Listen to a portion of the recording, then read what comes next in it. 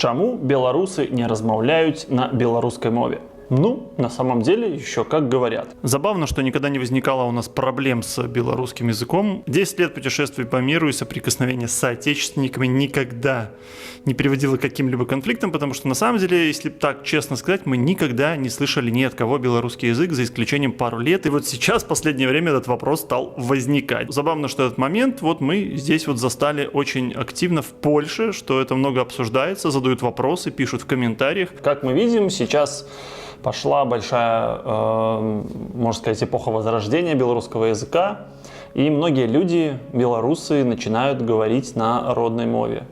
Все чаще мы видим комментарии в белорусских чатах, просто при личном общении, при знакомстве с белорусами, что люди уже даже не совсем, прям совсем молодое поколение, люди постарше начинают возвращать к себе свой родной язык. Однако я, человек, который вырос в Белоруссии, не говорю на этом языке. Так у меня сложилось. Сейчас я поясню и расскажу свою историю, почему вот лично у нас вот получилось так, как получилось, как я отношусь к тому, что белорусы сейчас массово начинают говорить на белорусском языке, и очень многие из них хейтят тех, кто не начинает говорить на белорусском языке. Очень знакомая история, как происходит сейчас в Украине с украинцами. В общем, просто поразмышляю на эту тему, выскажу свое мнение и расскажу свою историю. Я 1985 года рождения, и родился я в Белоруссии.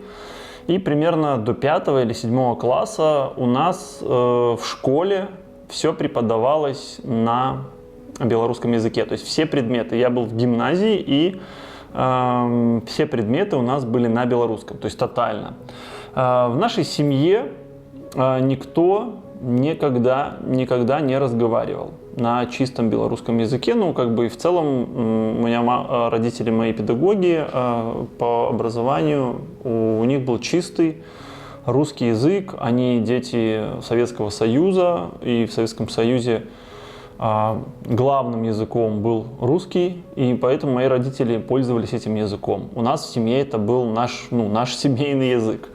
Моя бабушка по линии мамы, я уже делал видео отдельное про корни, вот, у них вот польские корни, получается, но они жили в Беларуси, получается, всю жизнь уже в присоединенной СССР, Белорусской ССР, потом это уже стала Республика Беларусь, и они говорили тоже между собой на русском языке. По каким причинам они не говорили по-польски, я точно не знаю. Раньше мне это было неинтересно, сейчас уже нет возможности порасспрашивать, потому что их нет в живых. Подростку мне это было вообще по барабану, я даже там ничего не понимал. Там, как обычно, в подростковом возрасте все не до этого. Вот. Но моя бабушка говорила по-польски, читала по-польски, они между соседями говорили по-польски, она хранила какие-то польские традиции, потому что ее отец, мой прадед, считался поляком, он был поляком, он считал себя поляком, потому что очень много сейчас споров, холиваров, вот в комментариях тоже нам там пишут, да вы...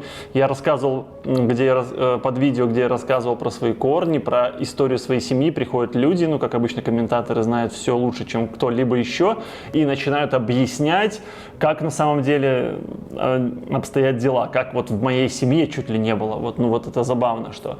Да, там очень большие споры исторические, потому что Речь Посполитая с Литвой имели союзы, кто-то был титульной нацией, эти все какие-то акценты смещались, в общем, длинная история. Потом Первая мировая, потом Советский Союз, у Польши появились территории, на которые она претендовала, потом эти территории делили между Германией. Вот. Я не историк и не претендую на это, я лишь рассказываю историю, как складывалась ситуация лично в моей семье, ну и в многих похожих семьях у соседей, там, вот из рассказов. Сейчас, конечно, я бы порасспрашивал бабушку и дедушку еще побольше, но, может быть, уже не в этой жизни.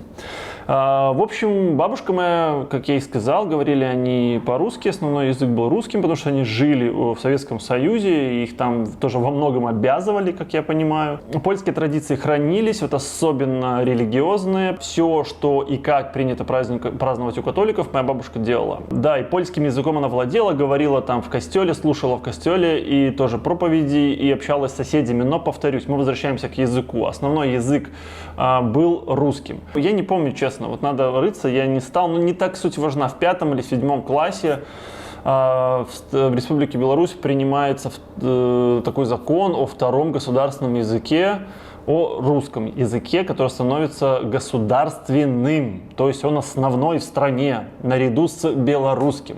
Историческая справочка специально для историков, которая любит обязательно придираться к мелочам. Я проверил у генных интернетах, что, оказывается, в 1996 году официально русский язык в Республике Беларусь был принят и вписан в Конституцию и официально принят вторым государственным языком. 1996 год. Но на моей памяти вроде бы до 5 или 6 класса у нас в школе все еще продолжалось обучение на белорусском языке. Ну, я так понимаю, там потребовалось какое-то время, чтобы перевести. Это же огромное количество книг, литературы на все предметы. Поэтому какой-то еще была какая-то задержка в полном переводе с белорусского на русский.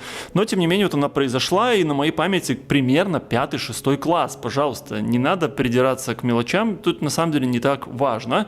Здесь главное то, о чем я хочу сказать. Смысл, месседж. То есть, само вот самое главное. Дослушайте до конца мысли. И у нас пошла своего рода такая вот путаница в некоторых моментах, что много документации было на белорусском, но так как русский тоже это основной, в общем, документация могла быть и на русском. Ну, вот такая вот ситуация была. После того, как в школе у нас остался из белорусского только это язык белорусской мовы и литературы, все, мы просто как говорили до этого вне школы, так и продолжили все говорить на русском языке. Вот. По своему возрасту и плюс-минус там, пару поколений, там 5-6 поколений вперед и 5-6 поколений назад, я не помню вообще ни одного знакомого, что пользовался белорусским языком.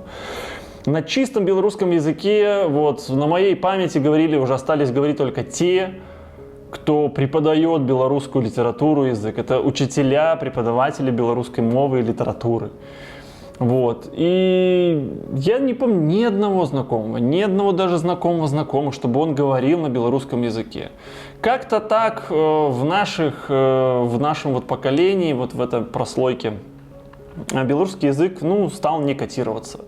И если кто-то вот из промежутка 5 лет от моего рождения вверх или вниз может поспорить, то напишите, расскажите, как это было? Как это было в наши годы? Это сейчас модно, вот это возрождение белорусской мовы, многие люди вернулись к ней и делают вид, что этим языком всегда все пользовались. Вот. И это очень странно и не совсем логично.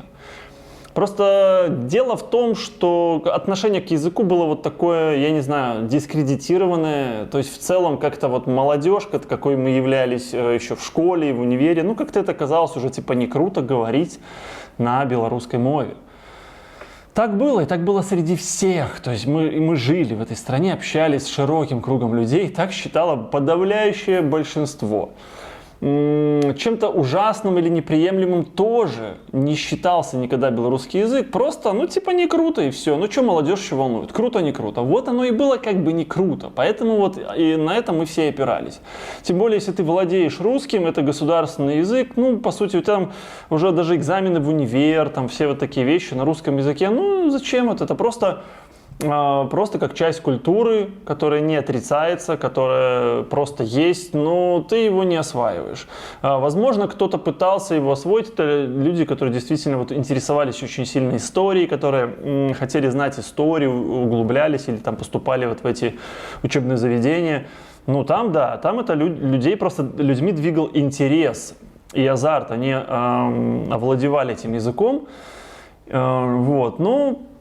подавляющее большинство граждан Республики Беларусь им уже не пользовалось на моей памяти. Так сложилось лично в моей жизни, что русский язык – это язык моего детства, язык, на котором со мной говорила мама, папа, на котором мы говорили всей семьей, друг с другом. Это язык моего детства, на котором я знакомился с первыми друзьями, на котором отучился практически всю школу.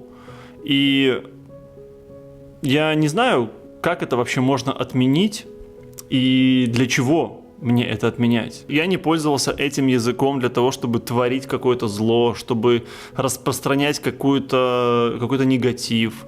Почему для меня он должен быть плохим? Я не вижу ни одной причины, потому что для меня он родной, так сложилось, и я на это практически никак не влиял, просто так вот сложилось. Точно так же, как мы рождаемся, мы не выбираем семью, мы не выбираем папу, маму, мы рождаемся там, где мы рождаемся, и страну, в которой мы рождаемся, тоже выбирают за нас, мы лично этого сделать не можем.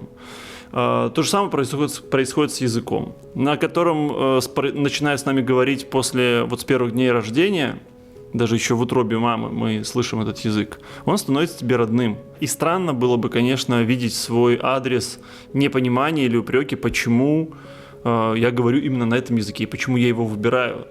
Точно так же, как сейчас какие-то есть непонимания со стороны белорусскоговорящих белорусов в сторону русскоговорящих белорусов. Блин, это какая-то странная фигня. Тоже вижу, происходит в Украине, что у них очень четкое такое яростное разделение по языку. Сразу оговорю, что я не имею права лезть в Украину, и я туда этого и не делаю. Я даже высказывать мнение свое по этому поводу не буду. Там все очень сложно, запутано, и вообще, не дай бог вообще в это влезть, еще, начать об этом говорить. Последние 5 лет пошла уже там такая глобальная смена поколений, вот эти там бумеры, теперь там зумеры, миллениалы, там уже мы уже там все старые, зумеры, они вот такие какие-то подвижные, там все то все, плюс стремление к самой какой-то идентичности, к самопознанию, к корням, к истории, совсем другое сейчас поколение, и очень часто мы стали слышать белорусский язык. Очень много сейчас комментариев пишут в личку или в чатах, и тоже я вижу, что основная масса тех, кто перешел на белорусский язык и говорят на мове, на белорусской мове, они абсолютно адекватно относятся к тем, кто продолжает говорить на русском, потому что это личный выбор каждого уже в тех условиях, в которых мы все сформировались как личности, и это нормально. Что я считаю странным, это перейти, допустим, в 35, в 37, 38, 33, да, когда-либо на белорусский язык резко по каким-либо причинам и упрекать других, что они этого не делают. То есть, если бы я перешел на белорусский язык, то как я могу кого-то упрекать? Я просто исхожу тупо из какого-то банального, осознанного, здравомыслящего такого подхода. Но если я такое решение принял, как, допустим, я не пью алкоголь, я принял не пить алкоголь. Я могу говорить почему, могу говорить о причинах, могу говорить о своем подходе, о каких-то своих привычках, как я отказался. Могу в своем личном пространстве, в медийном или там в офлайне высказывать свою позицию, но было бы неадекватно, если бы я, увидев чей-то видос в Ютубе или в Инстаграме, начал писать ему: ах же ты, какой же ты алкоголик, зачем же ты это делаешь, зачем ты насилуешь себя, свой организм. Личный выбор каждого. Хотя тут я вообще считаю, что за нас выбор во многих вещах делают, это все нам внушают, это все такая совокупность чьих-либо других мировоззрений, просто насколько они способны эти взгляды тебе заложить в голову или не способны, насколько ты у тебя иммунитет к этому. Но так или иначе мы все во многом программированы уже. Все наши выборы, все наши внутренние установки, они уже кем-то сформированы, кем-то. И я уверен, что многие эти установки специально формируются. Так же и с языком. Просто если кто-то решил, что это круто, я буду говорить по каким-либо причинам, это круто. И, кстати, то, что я сказал в начале, что путешествуя по миру мы не встречали людей, которые говорят по-белорусски. Последнее время мы стали замечать таких людей. Когда мы жили на Бали, познакомились с ребятами, они чуть младше нас, но в принципе, молодое поколение, достаточно активные, современные, широкомыслящие люди, тоже путешествующие по миру, не живущие, кстати, какое-то время, уже длительное время тоже в Республике Беларусь, они перешли на белорусский язык, а раньше они не говорили на белорусском языке. Но мы решили перейти, мы общались, они сказали, что да, это было непросто, но тем не менее посчитали для себя, что это очень важно, и они это сделали. Мы с уважением к выбору других людей, это потрясающе, круто, классно, здорово. Кстати, у нас на балийском канале есть фильм «Белорусы на Бали». Мы делали про белорусское комьюнити фильм, про то, как открылся первый белорусский ресторан на Бали, как так и называется, «Драники». Вот, там крутые ребята тоже из Беларуси приехали, открыли. Такое маленькое комьюнити. Белорусов в целом, в принципе, физически не очень много, поэтому и комьюнити в разных странах тоже небольшие, но они не могут быть физически большими, потому что нас в целом немного, да. Поэтому... Вот, но белорусское комьюнити и белорусские люди всегда отличаются максимальным теплом, максимальной душевностью. Немножко все так с настороженностью друг на друга вообще, ну, очень часто у белорусов такая настороженность какая-то присутствует, но на самом деле белорусский народ, белорусы очень крутые люди, наверное, одни из самых классных, крутанских вообще людей, которых мы когда-либо встречались, с которыми знакомились. Мы очень сильно отличаемся от россиян, от украинцев много, может быть, меньше от украинцев. Ну, я не знаю, вот это чисто мое субъективное мнение, но отличаемся, мы другие, и очень часто мы слышим тоже мнение от других людей, что мы прям отличаемся. Хотя многие так не считают, опять же, каждый считает, как ему хочется. Вот, но как бы там ни было, лично наш взгляд на вот белорусов, это что это самые крутые, очень, очень классные, вежливые, интеллигентные, скромные люди. И вот сейчас, живя в Польше, очень сильно это замечаем, вот, что белорусов прямо вот в очереди будут стоять люди, разговаривать, там даже если не по-польски, ты сразу понимаешь, что это 90% белорус. Как вот выглядят девушки и парни, даже по внешнему виду часто можно определить, что это белорус. Кстати, вот поляки много пишут в комментариях, что любят белорусов, потому что у нас совместная история. Вот просьба к полякам написать в комментариях, видно ли нас, белорусов, вот, но выделяемся ли мы из других народностей с Востока. Если выделяемся, то чем? Будет очень интересно послушать комментарии поляков, которые, ну, для нас, в отношении нас это западные люди, и на самом деле поляки, у них ментальность другая. У нас есть какие-то объединяющие факторы нас с поляками, но стопудово поляки другие. Это прямо вот западные люди, европейцы. Очень большая часть ментальности у поляков европейская. Чем они, ну, они это и доказали, собственно, своей историей, как они от соцлагеря, да, отвалились, и как они быстро вошли в европейскую движуху, что они сделали со страной, другая ментальность, другие люди, и вообще, я не знаю, для меня это неоспоримый факт. Может быть, найдутся люди, которые будут спорить, но опять 25. У каждого свое мнение, я просто высказываю свое, ни на что не претендую. На самом деле, я смотрю, как люди переходят, даже примерно плюс-минус моего возраста, для меня это, ну, сложно, потому что понимать я его понимаю, он у меня в бэкграунде остался, благодаря ему было легко сдавать польский язык, потому что очень много созвучных слов, ну и всяких предлогов и так далее. Вот. Но я понимаю, что мне нужно сейчас приложить очень много усилий, чтобы им овладеть. Даже не могу сказать, что у меня есть такое желание. То есть, опять же, честно сказать об этом, заявить тоже как бы считается как чем-то плохим, потому что сразу же люди летят со своим оценочным суждением делить все на черное и белое, на плохих и хороших, наших и чужих. И я уже делал отдельное видео про ненависть, потому что, честно, вот хотелось высказаться, потому что надоела вот эта тупая, бессмысленная ненависть, которая тоже, как и установки, ну, которые нам промывают и назидают ее. То есть мы не сами это все во многом решаем. Нашим сознанием манипулируют и управляют, и вот эти установки, что любить, что ненавидеть, это тоже все выстраивается. И просто я не понимаю, зачем это все всем, зачем этого разделения и так больше, и уже чем есть. Но адекватные люди никогда так делать не будут. Дело в том, что я искренне считаю, что твое отношение к родине, твое отношение к людям другим, и взгляды вообще на жизнь в самую последнюю очередь определяются тем языком, на котором ты говоришь. Конечно, сейчас я нахожусь в Польше, где польский язык — это наиважнейшая часть культуры, которую, в принципе, поляки сберегли вот сквозь все века, сквозь все года, сквозь сотню лет, которой не существовало страны, и для поляков это ну, наиважнейший элемент. Вот. И сложно тут говорить, что в Польше не нужно учить польский язык. Но дело в том, что в Польше этот язык единственный. Он вообще ни в коем разе не конкурирует с кем-то. Он просто монопольно единственный. Главный язык в стране. И не было такого, что есть еще какие-то государственные. То есть поляки даже, будучи там долгое время в соцлагере, когда им тоже русский язык назидался, старое поколение помнит и хорошо понимает русский язык, но они все его, он для них чужеродный, он для них не родной. А в Беларуси был русский язык принят людьми, и все им пользовались. Поэтому тут несравнимые вещи, я считаю.